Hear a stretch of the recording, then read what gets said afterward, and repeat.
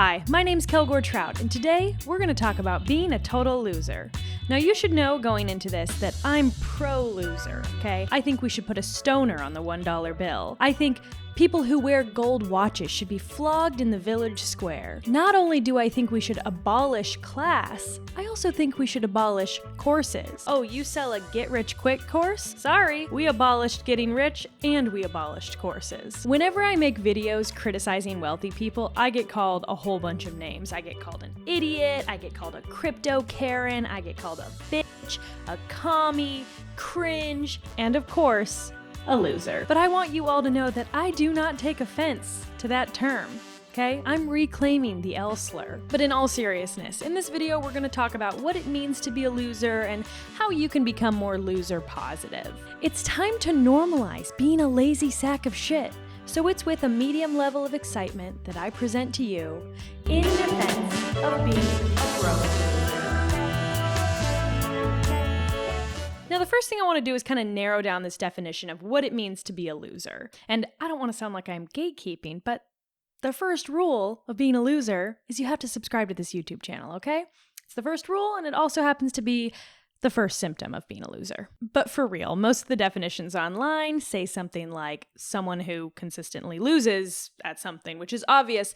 Like if you play a game, there's going to be winners and losers. More on that later. But when it's used as an insult, I think most people kind of think of a loser as someone who has not had very much success in life. I think it's mostly based around success. Sometimes I see people use loser to describe someone who's like a loner or a dork, but that's wrong, okay? And you might disagree about like the definition of a loser, and if that's the case, then die. In this context, I want to focus more on the socioeconomic basis for the insult. So here are some examples. You might be a loser if you're one of those people who gets their car towed all the time. You might be a loser if you ask to borrow money a little too often. You might be a loser if you're one of those guys who's really arrogant to women, but then you end up crashing on her couch because you don't have a place to stay. You might be a loser if you get fired from every single job, especially the ones your friends hooked you up with. You might be a loser if you're a disappointment to your family. You're the guy at work who the boss doesn't respect at all. You're living in the past so much you forget to think about the future. And you might be a loser if you're not very motivated by money or material items, and other people have a hard time understanding that. Did you guys like my stand-up routine? Okay, so in modern hustle culture, loser is often brandished as this term of like the kind of person you don't want to be, right? And a lot of gurus and self-help guys talk about how in their old life, they were a loser. They got to bring up that like rags to riches stories. They do this constantly. They talk about how they used to be. And like maybe they were addicted to drugs, or they had a scarcity mindset, or they were lazy, or they were on food stamps, or gasp, they sat around and watched Netflix. God forbid. The purpose of this video is definitely not to glorify being poor, though. Being poor can really suck, and there's a lot of insecurity in life when you don't have enough money to get your basic needs met. Plus, if you're poor and then people are calling you a loser because of that, it really adds insult to injury. But since I can't make a video that will make you rich, I instead would like to make a video that makes you feel a little better about being a broke loser. So my positive definition of being a loser is something like this. A person who struggles in life but doesn't view success or wealth as a measure of their own morality. It doesn't make you a bad person if you're not successful, basically. Because I think that we all have been taught that if we're unsuccessful, it's our own fault.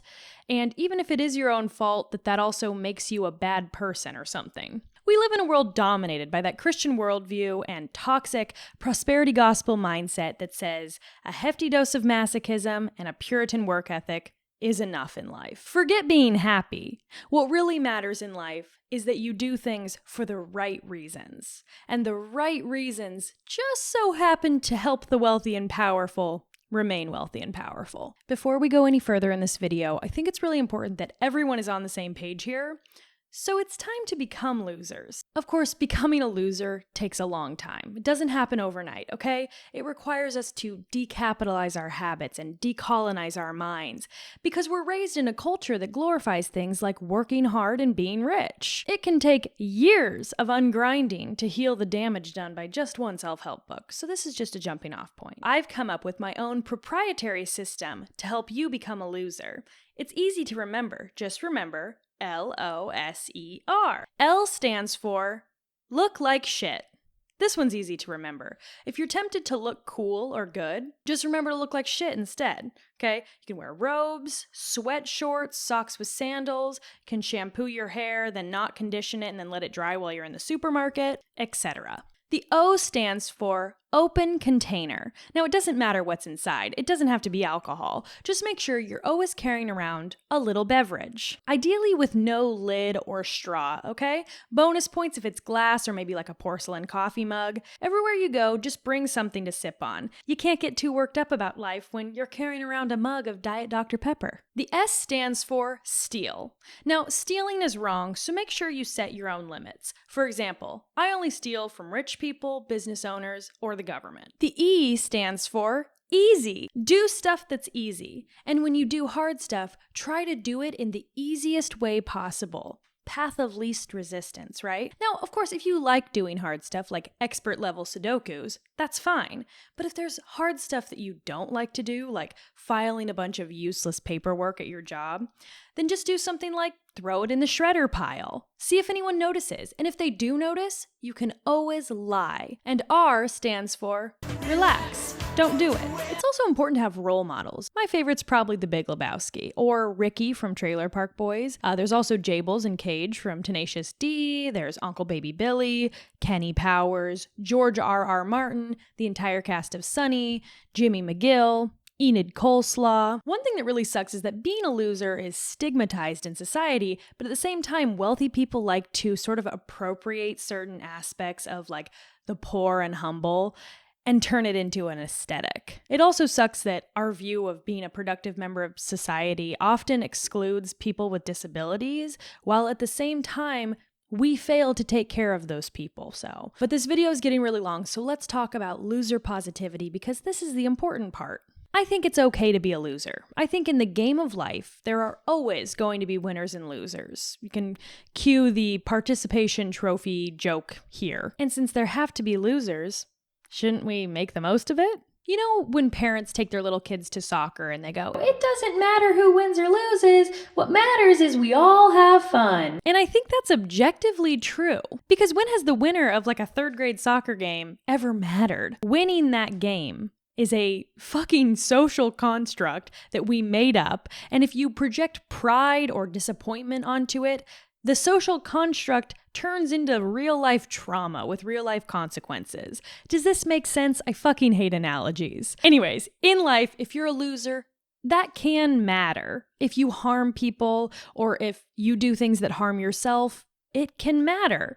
If you can't feed yourself or your family, that's gonna matter. But so much of our perception of success or failure is based on things that don't matter at all, like getting some title at work, or getting approval from your family, or impressing the neighbors with your car. Being a guy who still rents at age 40 isn't the end of the world if you're okay. So here's my suggestion. Lean into it, baby. There are two ends of the loser spectrum, in my opinion. You can be a self-identifying loser, or you can be a loser against your own will. On the latter end of the spectrum, we have someone like Jack Lemmon's character in Glengarry Glen Ross. He can't get no respect at work. He'll do anything for it. He's in denial about being a loser, and he thinks he can be successful just like everyone else. But they all see him as a joke, and he literally loses the sales competition. On the other end of the spectrum, you have the ultimate Chad loser, which is Jeff Lebowski, or the Dude. You think he's a loser? Well, that's just like, your opinion, man. Don't get me wrong, bad things happen to him throughout the movie, but in the end, he's pretty much unchanged and unbothered by it all. Back at the bowling alley. Don't worry, I'm not going to start selling courses about how to be a Stigma loser or anything. I just think it's interesting that they're both perceived as unproductive flunkies, but with very different approaches and outlooks, right? There's acceptance and there's denial. And I think this mindset is increasingly important in a world where a lot of us got fancy degrees and will probably end up working retail for the rest of our lives. I think a certain level of ego has to be set aside for us to just accept it and be okay with it and enjoy it for what it is. And do not despair if you find yourself on the unhappy end of the loser spectrum, okay? Because it happens. Just gotta take that first step and start leaning into it a little. Try to be a good person with good values that you stick to, and stop worrying about all the stuff society or your family tells you is important. But I also have to stop before this borders on self-help. So let's take a look at how these stories end, right? I find that they either try really hard to fit in and fail, or they just kind of end up in the same place they started. One of the other female losers I could think of is Sophia Amoruso from Nasty Gal or #Girlboss. She started out as a loser. She made her way to the top, and once at the top, she fell from grace for being a total fucking grifter. Her company went bankrupt and she had to resign as CEO. Once a loser, always a loser. So why even bother, right? Give up and have fun. How about that? And try to remember that half of these motivational wealth coach people came from money, and the other half are total fucking liars. Did we learn nothing from the Tinder swindler? It's all fake. Another thing I thought of is that when I first started my channel, I made that video called You're Never Gonna Get Rich because I had such a hard time during the pandemic. I got laid off from my jobs. It was the first time I had sat with the thought of, it's hard to explain. It's like we all have that thought in the back of our minds that someday we might get out of this. We all kind of are poisoned with this thought, this American dream ideal that someday we're going to be flying high. We're going to be doing great financially. For the first time in my life, I had the thought of, that's probably never going to happen. I was starting year 2 of the pandemic. I had been unemployed the entire time, and I think it was right after another lockdown, and I just realized shit might never be okay, and maybe I need to become okay with that to be happy. And so I think this is kind of the second evolution of that video. I hope that you found enjoyment from this video and this topic, that it's okay to be kind of a loser. Someone's got to do it, and you might as well have some fucking fun while you're doing it. I just feel like if you are going to make a ton of money or be super successful, you end up having to kind of bend on your morals and values, and that's really unfortunate. And I just think that if you can maintain your principles and have a positive outlook on life and enjoy it for what it is, even if you don't have that measure of success that a lot of us wish we had, that I think everything is going to be okay. And there are a lot of outside factors deciding your fate for you. And that doesn't mean you shouldn't try anything. It just means that you have to accept certain things might not happen for you in life. And I think acceptance is a radical act. And I think leaning into being loser positive is rebellious. And it's a violent act against the status quo in a way to just say, I'm okay with not ever pulling myself up by my fucking bootstraps and being okay with alternative lifestyles and stuff.